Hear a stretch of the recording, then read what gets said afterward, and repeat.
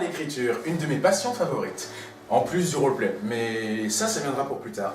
Depuis la nuit des temps, l'homme a trouvé pour s'exprimer autre chose que la parole, afin de peut-être être plus sociable si on n'arrivait pas à parler. Bref, en tout cas, tout a commencé dans des grottes. Je vais pas en nommer une, mais putain, il faut que je trouve un nom. Non, c'est complètement faux. C'est pas vrai. C'est pas ça du tout. Ça n'a aucun. Elle me fait chier, cette coloc. Faut pas le prendre comme ça, hein. L'art pictural. Donc tout d'abord, comme l'a dit Max, ça a commencé dans des caves, oui. Mais déjà, faut savoir que tous les archéologues ne sont pas d'accord par rapport à ce que représentait l'art pictural à cette époque. On peut trouver trois utilités. D'abord, les hommes préhistoriques pensaient qu'en dessinant des animaux sur les murs, ils pouvaient les contrôler. Passer au deuxième point. Deuxième point, simplement un besoin narcissique de représenter la manière dont on vit. Troisième point, juste pour la déco, parce que ça devait pas être Jojo à l'époque, les caves dans lesquelles ils vivaient. Enfin, les grottes. Bon, c'est à peu près pareil, hein, vu l'ambiance.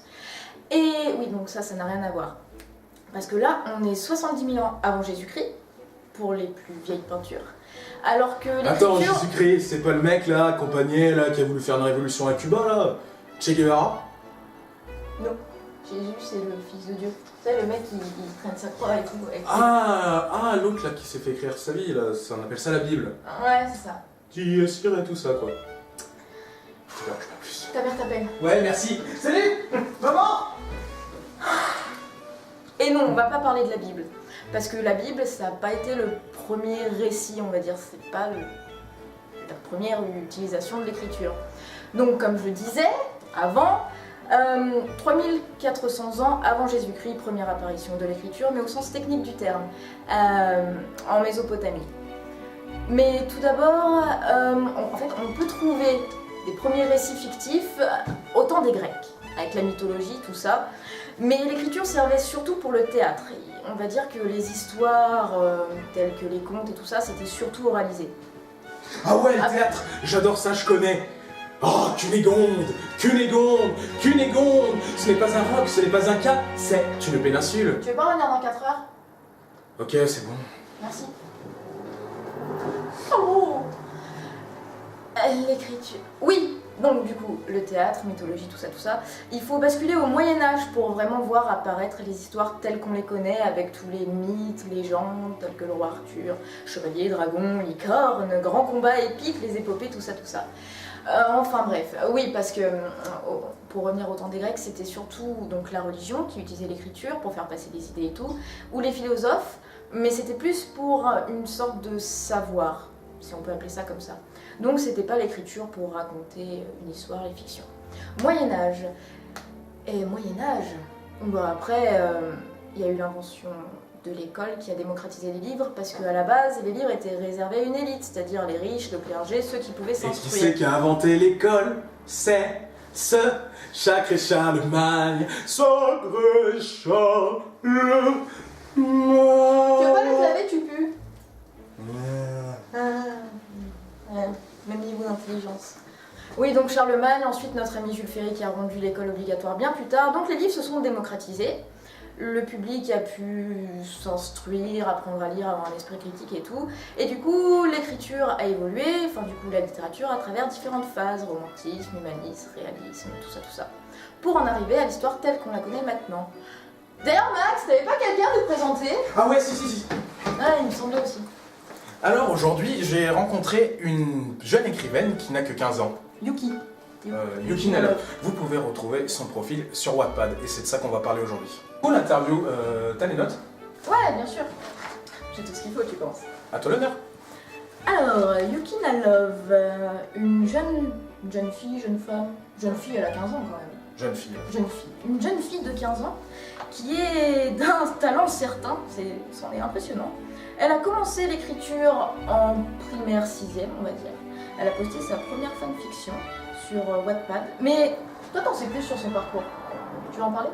Oui, et t'as fait une erreur. En fait, elle a commencé son parcours à partir de la 6ème, comme elle l'a dit, et sa toute première fiction, elle l'a postée sur un site qui s'appelle Booknote. Donc Booknote, je ne le connais pas, mais je pense qu'on s'y intéressera peut-être plus tard.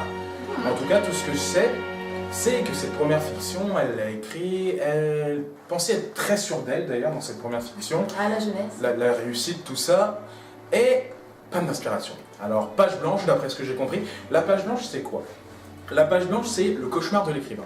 En fait, la page blanche, si on n'a plus d'inspiration, on ne peut plus rien écrire, et si on ne peut plus rien écrire, C'est la dèche. c'est la catastrophe. Ouais. Et donc, il y a plusieurs causes à ça. C'est tout d'abord la déprime. Souvent. Ça peut la plus être grosse source cause, c'est la déprime. d'inspiration, mais aussi Ou des choses blocage. qui font que, voilà, on n'arrive plus à écrire. Ceci étant, elle s'est arrêtée et elle y est revenue après, des mois après, du coup, pour voir un peu ce que ça donnait. Et c'est là que le premier choc a été là par rapport à son écriture. Elle a trouvé sa fanfiction toute première misérable. C'est bien l'autocritique. Et c'est là que moi j'ai été impressionné au moment où j'ai interviewé qu'elle avait autant De maturité. de maturité et qu'elle arrivait à se juger ainsi parce que moi je ne suis même pas capable de le faire. Non, mais c'est dur en relation. C'est très dur de parler de soi, déjà d'une. Déjà, oui.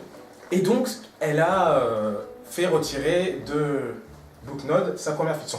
Petite anecdote d'ailleurs qu'elle m'a racontée qui m'a fait beaucoup rire. Elle a supplié les administrateurs de supprimer sa fanfiction. Ah, dur quand même. Ceci étant, une fois qu'elle est arrivée en 4e, elle a repris l'écriture et elle a rencontré d'ailleurs une autre fille qui faisait des fanfictions. Alors, on parle de fiction depuis tout à l'heure et ça va pas être très clair, enfin la plupart du temps je pense que si vous regardez des jeux vidéo, vous savez ce que c'est, mais je préfère un bref récapitulatif. Une fanfiction c'est, vous prenez un univers genre Harry Potter, les sorts, tout ça, Voldemort, mais des choses, on va détourner l'histoire tout en gardant l'univers que J.K. Rowling a créé. C'est une histoire parallèle en Voilà, fait. donc dans le menu défilant, là, je vous ferai passer le nom d'une fanfiction que j'ai beaucoup aimée, et son auteur d'ailleurs. Très bien. Et enfin, elle est arrivée sur Wattpad. Alors, Wattpad, c'est quoi? Wattpad, c'est pour moi le site qui regroupe le plus de textes, le plus de bouquins, C'est vrai. que ça soit des nouvelles, des mémoires, des romans fantastiques, les fanfictions évidemment, on parle beaucoup de fanfictions aujourd'hui. Mais les genres sont très variés d'ailleurs. Et ici, les jeunes amateurs postent leurs livres et toute une communauté est là pour commenter. En gros, c'est le YouTube du livre. Mais une gentille communauté parce que c'est. Gentille c'est pas des communauté, rageux, oui, quoi. voilà. Ils sont honnêtes. C'est la sans être différence, méchants. c'est à ce compte-là beaucoup plus, entre guillemets, éclairé que YouTube. Bref, on va pas casser YouTube non plus parce qu'il y a des trucs très bons sur YouTube. Ouais, et puis on. Et voilà. Voilà. Ouais, j'avais oublié, merde. Donc voilà, C'est pas donc grave. maintenant je te laisse parler un peu de cette jeune fille, son caractère, etc. Oui, tout à fait. Donc c'est une jeune fille déterminée à se faire entendre par l'écrit. Et donc comme on disait, elle a déjà un talent non négligeable. Et ces raisons qui l'ont poussée à écrire, c'est pouvoir s'exprimer sans avoir quelqu'un en face. Parce que c'est vrai que ça peut paraître bizarre. De base, pour s'exprimer, c'est mieux d'avoir un interlocuteur. Mais ça peut aussi bloquer. Donc du coup, on a besoin de s'exprimer, mais on va pas se parler à soi-même parce que tes parents t'envoient à l'asile direct. Donc c'est pour ça que l'écriture c'est bien et aussi souvent, allez savoir pourquoi, les mots passent beaucoup mieux à travers une plume qu'à travers la voix. Voilà. Donc on peut noter ici un besoin d'écriture donc pour pouvoir se sociabiliser, Voilà, entre guillemets. exactement, c'est tout à fait ça. Parfait. Bon, rien d'autre à dire. Sinon, du coup, pour la remercier pour son interview, j'ai pas pu tout mettre. Peut-être que j'ai oublié des éléments parce que je suis fatigué, ça se voit sûrement. Mais en tout cas, je tiens à te remercier, Yukina Love, d'avoir Oui. répondu aussi bien aux questions D'avoir joué que le je t'ai jeu. posées. Les réponses étaient très longues, j'ai été impressionné par la façon dont tu as écrit tout. Et la maturité. C'est impressionnant, mais du coup, je n'ai pas pu tout mettre. Mais en tout cas, moi, je vais parler maintenant du livre que tu m'as demandé de dire Oui. et d'en faire la pub, du coup. Ah bah tant qu'on y est, écoute, humanoïde, c'est ça? Chronique humanoïde. Voilà, c'est ça. Chronique humanoïde. Du coup, le premier tome, parce qu'on espère qu'il y en aura plein. Ah oui, je pense qu'il y en aura plein. Et du coup, Une destinée. je vous conseille d'aller sur la page du bouquin, la page de Yukina Love. Bien sûr, vous aurez le résumé du livre. Moi, je ne l'ai plus en tête, je suis désolé. Et sinon, pour cet épisode, je vous dis merci et Merci beaucoup et à une prochaine, mais genre très bientôt. merci Chloé. Mais merci Max. C'était le premier épisode de Livre et Secret. Bonne nuit. Vas-y, il fait fatigué là, on va se Ah ouais, coucher. carrément, putain, j'en peux plus. Ah, Je mais partais putain, déjà, ouais. tu vois. Ah mais ouais, grave, j'ai vu, allez, on y va.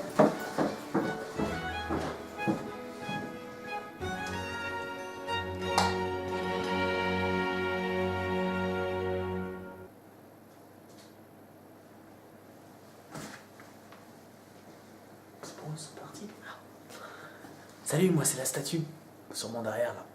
Alors, si tu veux t'abonner, tu cliques. Hein, voilà. Si tu veux mettre un petit pouce vert, tu peux, ça fait plaisir. Et puis bon, moi je vais y retourner. Hein. Salut. Salut.